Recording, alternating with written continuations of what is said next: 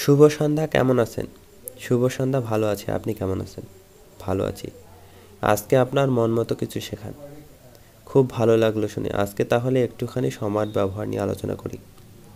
আমাদের জীবনে সময় একবার চলে গেলে আর ফেরত আসে না। তাই সময়কে ভালোভাবে কাজে লাগানোর কিছু উপায়। ১. প্রাধান্য নির্ধারণ করুন।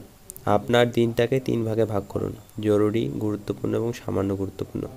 প্রথমে জরুরি কাজগুলো সেরে ফেলুন। ২. একাগ্রতা বজায় রাখুন।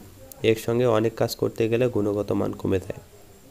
এক সময় একটি কাজ করুন, সেটাতে মনোযোগ দিন। ৩. বিরতি নিন। কাজের ফাঁকে ছোট বিরতি নিলে কাজের গতি বাড়ে। ৪. না বলতে শিখুন। অপ্রয়োজনীয় কাজ কিংবা আমন্ত্রণ গ্রহণ করতে না বলতে শিখুন। এতে নিজের সময় বাঁচবে। ৫. পরিকল্পনা করুন। প্রতিদিন সকালে বা আগের রাতে আগামী দিনের একটি কাজের তালিকা তৈরি করুন। আপনি কি এগুলোর মধ্যে কোনোটা আগে থেকে অভ্যাসে আছেন, নাকি নতুন কিছু শিখলেন? জবাবে বলেছিলাম, যা শেখালেন সেসব আগে থেকেই চর্চা করি, তবে নিয়মিত নয়। অভ্যাসে একটু অনিয়ম আছে। আরও কিছু শেখান। আপনার মতো সচেতন ব্যক্তি যদি এগুলো নিয়মিত চর্চা করেন, তাহলে অনেক ভালো ফল পাবেন। এবার বলি মোটিভেশন ধরে রাখার কৌশল সম্পর্কে। অনেক সময় আমরা অনুপ্রাণিত হয়ে কাজ শুরু করি, কিন্তু মাঝপথে মনোযোগ বা আগ্রহ হারিয়ে ফেলি। অনুপ্রাণিত থাকার কয়েকটি কার্যকরী উপায়।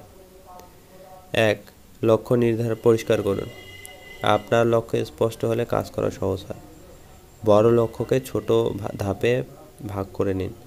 ২. উৎসাহজনক পরিবেশ তৈরি করুন। এমন কাজের জায়গা তৈরি করুন যেখানে আপনার মনোযোগ ধরে রাখা সহজ। অব্যবস্থাপনা বা অনর্থক জিনিস দূরে রাখুন। ৩. ছোট অর্জন উদযাপন করুন। ছোট সাফল্য উদযাপন করুন, এতে আপনি কাজের প্রতি আরও আগ্রহ পাবেন। ৪. নিজেকে চ্যালেঞ্জ দিন। প্রতিদিন নতুন কিছু শিখুন বা একটা চ্যালেঞ্জ নিন, এটা আপনাকে উদ্দীপ্ত রাখবে। ৫. নিজের ভুল থেকে শিখুন। ভুল করলে হতাশ না হয়ে সেখান থেকে শিখুন। মনে রাখবেন, ভুল আমাদের আরও ভালোভাবে শিখতে সাহায্য করে। ৬. ইতিবাচক মানুষের সঙ্গে সময় কাটান। যারা আপনাকে উৎসাহিত করে তাদের সঙ্গ নিন। আপনার অভ্যাসে এগুলোর মধ্যে কিছু আছে কি, নাকি এগুলো চর্চা করতে ইচ্ছে করে বা করছে? কথাগুলো সত্যি বলতে অনেক